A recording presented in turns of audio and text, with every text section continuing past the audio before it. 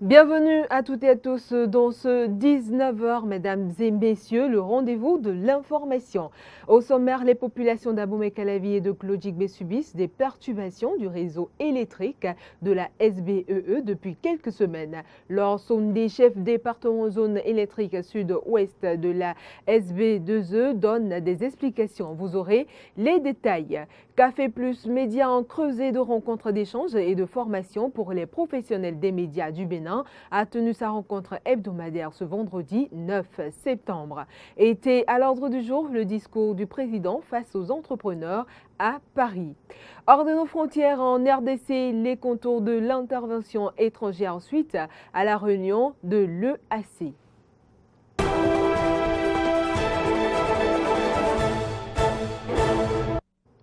À nouveau, bonsoir. Le secrétaire exécutif de la mairie de Tchaourou a été limogé par le maire de la commune, a indiqué ce samedi 10 septembre 2022 une source proche de la mairie. Installé dans ses fonctions le 26 avril 2022, Maounion Célestin Rungué, secrétaire exécutif de la mairie de Tchaourou, dans le département du Borgou, vient d'être relevé de ses fonctions par le maire Jonathan Ao, selon une information rendue publique ce samedi. Les raisons officielles du limogeage du SE de Tchaourou ne sont pas encore connues, mais des informations font état de ce que Maounion Célestin Rungué est poursuivi pour une affaire domaniale qui date de son passage à la mairie d'Abomey-Calavi. Pour d'autres, le mise en cause ferait l'objet d'une enquête de moralité. Un nouveau tirage au sort est prévu pour mercredi prochain afin de pouvoir au poste vacant.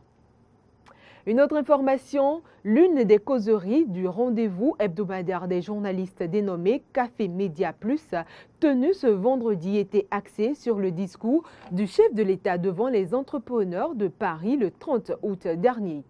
Pour Vianney Hassani, l'invité de cette causerie, il convient de tirer plusieurs leçons des propos du chef de l'État. Suivez ici un extrait de son développement. Lorsqu'on regarde avec du recul ce qu'il dit, tout le monde, franchement, peut reconnaître, ne serait-ce qu'une part de vérité dans ça. On a vu comment, même d'anciens dirigeants ici, l'ancien président Bouniaï, par exemple, a considéré que c'était une démocratie escapée. Voilà, on a vu comment il y avait une espèce de manipulation du pouvoir par ce qu'on appelle les partenaires sociaux. Donc, moi, je crois que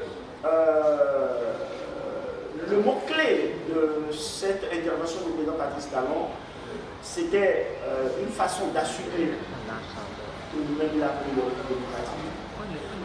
Bien sûr, il a vendu la destination des biens avec les acquis infrastructurels.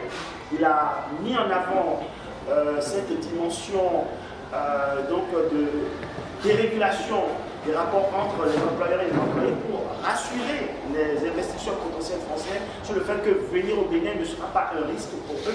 Ce n'est plus un risque en termes infrastructurels, mais ce n'est plus un risque en termes de rapports sociaux, parce que dans la dynamique, dans l'ambition qui est celle du régime en place de propulser le pays pour qu'il fasse des bons, eh bien, il y a une certaine fermeté, une certaine rigueur qui a été mise en place. Au total, on peut considérer, donc en première leçon au plan politique, que ce que nous vivons en ce moment, et qui depuis 6 ans a été considéré, vous avez même mis les mots là-dessus, comme un recul démocratique, peut être en réalité vu comme une transition. Dans 30 ans, dans 40 ans, dans 50 ans, notre pays arrivera vers un bipartisme comme aux États-Unis. Je pense que c'est vers une perspective comme ça qu'on se destine, et qu'il y a forcément une transition assumer une certaine fermeté. Et c'est pour la première fois que le président Patrice Talon a décliné sa vision. Et l'autre conséquence donc, que je pourrais en tirer en dehors de la conséquence politique, qui est qu'en réalité nous sommes dans une période de transition, d'accord, qu'on se destine vers un bipartisme. Au plan économique, nous sommes aussi dans une période de transition parce qu'il y a une mise en place infrastructurelle qui est en cours. L'autre conséquence, je la tirerai au plan de la communication. Il faut noter que c'est seulement sur les scènes internationales que le président Patrice Talon fait des déclarations fortes, des déclarations qui sont vraiment des marqueurs de sa vision. Est-ce à dire que au niveau national, nos médias ne méritent pas forcément qu'on leur donne en avant-première ces propos. Peut-être que ça mérite justement que qu'on voit dans quelle mesure, et ça c'est, vous le savez, un des combats que moi je mène, dans quelle mesure on peut travailler à renforcer donc l'écosystème médiatique béninois, à renforcer la crédibilité de nos médias pour que cette ambition que le pays porte désormais au plan économique, au plan politique aussi, eh bien on ait des médias dignes de ce nom qui puissent la porter au plan international pour que le président ne soit pas obligé seulement sur la scène internationale de donner les marqueurs de sa vision. Je l'annonçais en titre, depuis quelques semaines, les populations d'Abomey-Calavi subissent des perturbations du réseau électrique de la SBEE.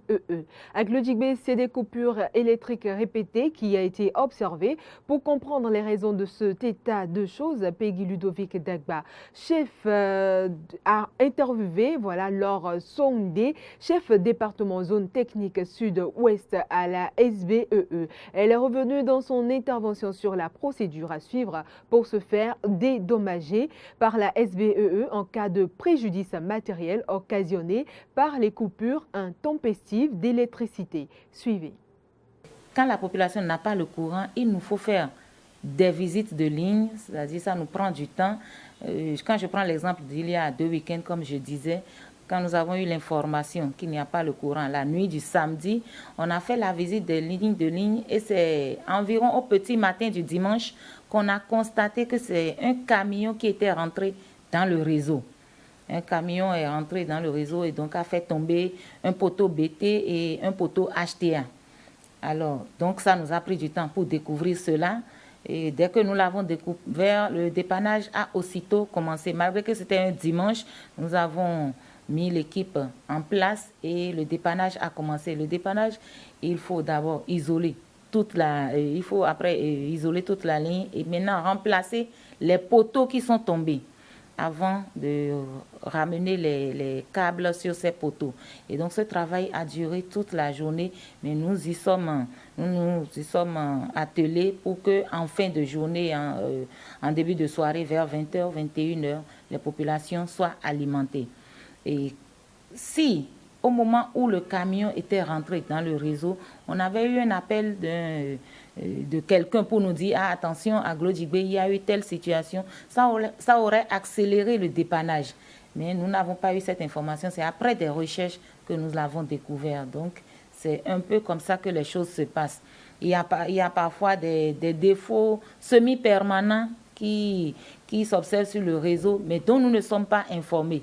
C'est-à-dire, il faut par exemple qu'un client nous dise ah, attention, quand le vent souffle, vos câbles se touchent ou touchent un poteau et ça fait des étincelles. Quand on a de ces genres d'informations, ça nous permet de réagir plus rapidement au lieu de prendre le temps de faire la recherche sur toute la ligne avant de réagir.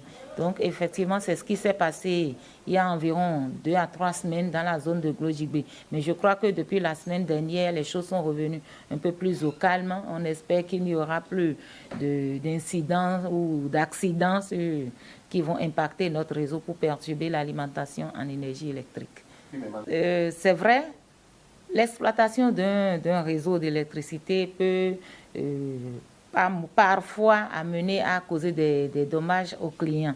Ça, c'est un fait, on ne peut pas l'éviter à 100%, mais on peut le réduire. Mais quand ces cas arrivent, il y a une procédure qui existe. Et la procédure, dès que vous subissez un dommage, la première chose, c'est d'en informer la SBE dans les 72 heures qui suivent. Vous informez la SBE qui prend les dispositions pour faire constater les dommages que vous avez subis. Et nous avons des assureurs et quand vraiment c'est la SBE qui est responsable du dommage que le client a subi, l'assureur s'en occupe et le client est dédommagé. Mais il faut signaler dans les 112 heures qui suivent la survenance de ces dommages-là. D'expérience, je sais que plusieurs clients ont été dédommagés et avec des montants, des montants vraiment importants. C'est-à-dire c'est à la hauteur des dommages que vous avez subis. Si la procédure existe, il n'y a pas de raison à ce que la SBE ne dédommage pas. Le numérique à présent dans ce journal, lancement du partenariat entre le ministère du numérique et de la digitalisation et Smart Africa sur le développement des compétences numériques au Bénin. Un partenariat qui, grâce à la mise en place de la Smart Africa Digital Academy, va permettre de combler pour les jeunes et même les adultes le gap de compétences pertinentes sur le marché de l'emploi et du développement. C'était à Cotonou devant un parterre de chefs d'entreprise et des responsables impliqués dans le secteur du numérique au Bénin.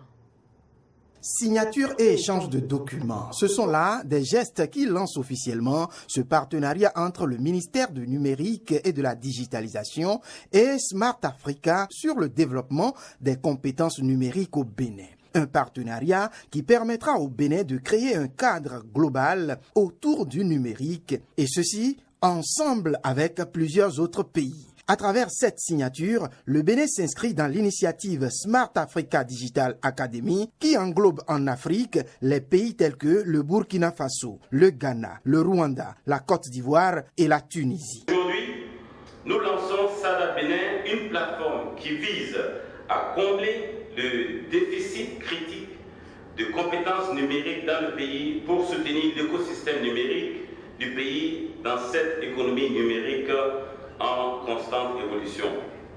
Cette plateforme rassemblera le secteur privé, les organisations internationales, les prestataires de formation, les universités et le gouvernement du Bénin en tant que force motrice pour atteindre les compétences numériques requises. L'initiative a pour vision de renforcer la capacité des Africains à bénéficier de la transformation numérique. Et conscient de ce que l'avenir sera numérique, les autorités béninoises, en adhérant à SADA, veulent ouvrir la digitalisation et le numérique au grand emploi. Et notre plus grand challenge, c'est le passage à l'échelle. Nous ne voulons pas faire des programmes qui restent modestes dans leur volume. C'est pour ça qu'aujourd'hui, cette signature, pour moi, est une étape très importante pour ce passage à l'échelle. Nous allons pouvoir donc utiliser, exploiter, explorer cet instrument pour ne pas former 50, mais 500 jeunes, mais 1000 jeunes, mais 10 000 jeunes.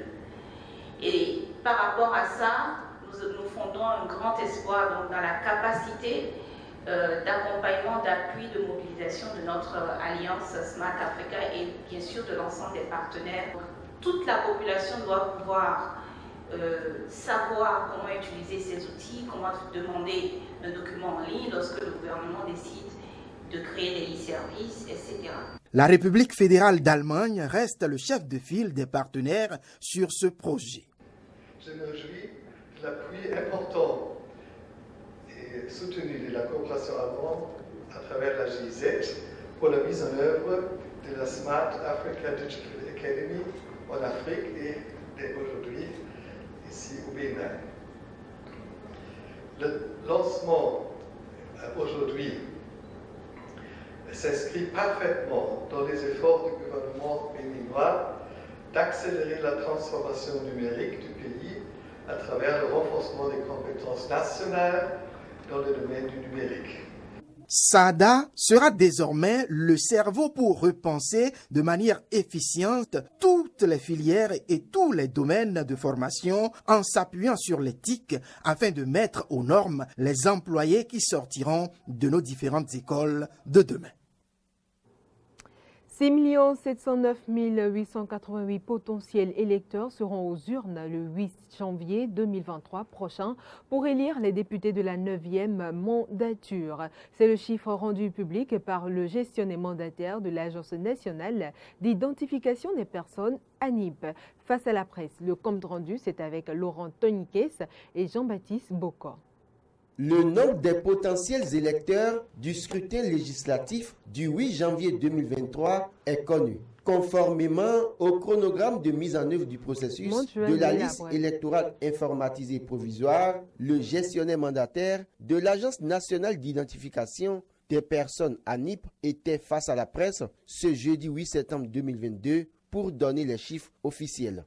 6 709 888 comme population électorale potentielle. Une liste issue d'un travail acharné et d'un tamis rigoureux pour éviter les cas de fraude. Cyril Gougbedi rassure les uns et les autres sur sa fiabilité. Aujourd'hui, je peux vous dire que nous avons une liste électorale informatisée provisoire, fiable, soutenable et consolidable pour être la liste définitive qui servira de base aux élections législatives du 8 janvier 2023. Du 8 au 22 septembre 2022, les citoyens béninois en âge de voter sont donc appelés à consulter cette liste, qu'ils aient un smartphone ou non, et de faire des modifications s'ils le souhaitent. Il s'agit pour ceux qui ont un terminal Android de taper sur Internet lei.anip.bj. Il faut taper étoile 139, étoile 7, étoile, le numéro personnel d'identification et dièse, si on a le téléphone ordinaire. Les citoyens qui ne disposent pas de smartphone et qui souhaitent faire des transferts sont priés de se rendre dans un centre d'arrondissement pour que soit prise en compte leur doléance. Répondant aux informations distillées dans l'opinion publique pour semer des doutes sur la liste, Cyril Gougbedi répond et rassure. Si quelqu'un a la preuve qu'un Béninois s'est fait délivrer frauduleusement un acte d'état civil ou s'est fait établir une pièce d'identification et il emporte à la connaissance de l'ANIP, nous savons faire le travail. Nous en avons envoyé déjà plus d'une centaine devant le procureur de la République et c'est sans état d'âme.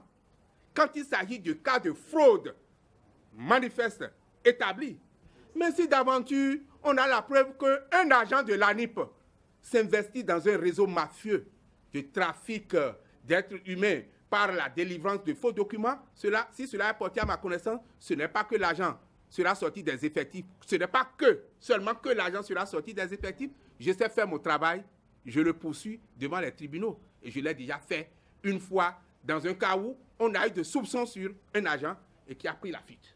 Sur les 6 709 888 potentiels électeurs, la commune d'Abomey-Calavi vient en tête avec 556 860 potentiels électeurs. Après cette phase de publication qui dure 15 jours, la liste sera actualisée et remise au Conseil électoral en novembre 2020. Hors de nos frontières, en République démocratique du Congo, les délégués et experts des pays membres de la communauté de l'Afrique de l'Est ont signé jeudi 8 septembre à Kinshasa l'accord portant sur le statut de la force régionale qui sera déployée dans l'Est du pays. Selon les autorités, il s'agit d'une avancée majeure dans le déploiement de cette force. La cérémonie de signature officielle s'est déroulée en présence du président congolais Félix Tshisekedi et du secrétaire général de cette organisation sous-régionale Peter Matuki. Une autre information, Charles III, officiellement proclamé roi du Royaume-Uni. 2 jours après la mort de la reine Elisabeth II, Charles III a officiellement été proclamé roi ce samedi. Officiellement proclamé roi par le Conseil d'accession réuni à Londres, Charles III s'est dit prêt à assumer ses devoirs et lourdes responsabilités de souverain lors d'une cérémonie historique samedi, 2 jours après la mort d'Elisabeth II. Le prince Charles-Philippe Arthur George est maintenant, par la mort de Notre-Dame souveraine d'heureuse mémoire, devenu notre Charles III, God Save the King, que Dieu garde le roi, a proclamé peu après 11 heures, heure de Paris, le Conseil d'accession. L'Assemblée a alors répété God Save the King. Le Parlement doit faire serment d'allégeance ce samedi après-midi. De son côté, le roi rencontrera des personnalités telles que la première ministre Liz Truss ou le chef du parti travailliste. Le Parlement doit faire serment d'allégeance ce samedi après-midi. De son côté, le roi rencontrera des personnalités telles que la première ministre Liz Truss ou le chef du parti travailliste. La cérémonie télévisée pour la première fois a eu lieu au palais Saint-James en présence de la nouvelle reine consort Camilla, du nouvel héritier du trône William, de la première ministre Liz Truss et de plusieurs de ses prédécesseurs. La précédente avait eu lieu en 1952 quand Élisabeth II avait été proclamée reine. Mesdames et messieurs, c'est sur cette note d'information que nous refermons cette édition. Vous pouvez désormais nous suivre via l'application Eden TV Diaspora FM. L'information se poursuit sur nos différentes plateformes YouTube, Facebook et Twitter et sur notre site internet www.benin-eden.tv. Merci de votre aimable attention.